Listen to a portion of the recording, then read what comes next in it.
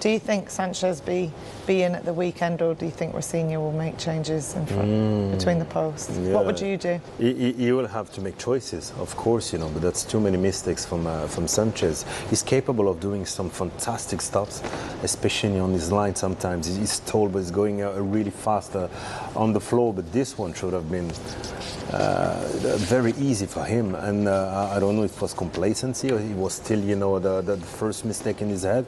But anyway, you know, when Chelsea, you know, they play good, they were on the edge, you know, with Arsenal. You know, when your keeper's done mistakes, it's difficult for that young team. So, yes, at some point, he's going to have to make some decisions. It's a sign of a strong manager, though, isn't it, when your keeper's not up to scratch? We saw Arteta do it with Ramsdale, and he put Raya in, and it was controversial. Some people were saying that Ramsdale should have been the number one, but he stuck to his guns, and I think can it be a strong message from a manager going in at times?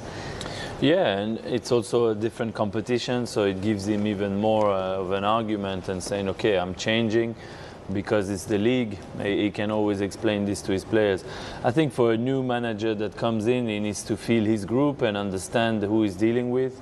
And it takes a bit of time, but you know, he's been put in to do a job and to get results, so... I thought the whole game, too, just to summarize it real quick, was a very, very sloppy game by both their standards. Yeah. Chippy, late tackles everywhere. It was not clear what they wanted to do. Arsenal aside with the most clean sheets, one of the best defenses in the world.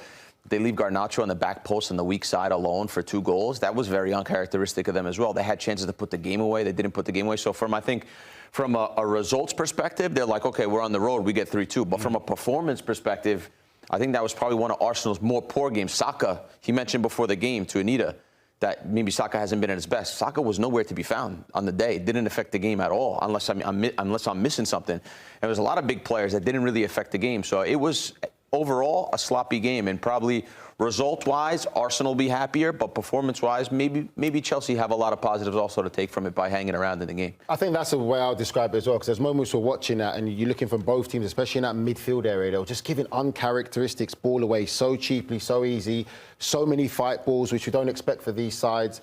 Again, you talk about the personnel as well. Timber had to go and play left back, and normally he's a right back, and Ben White's coming, which is no surprise why those goals come there, because he hasn't been playing regularly enough.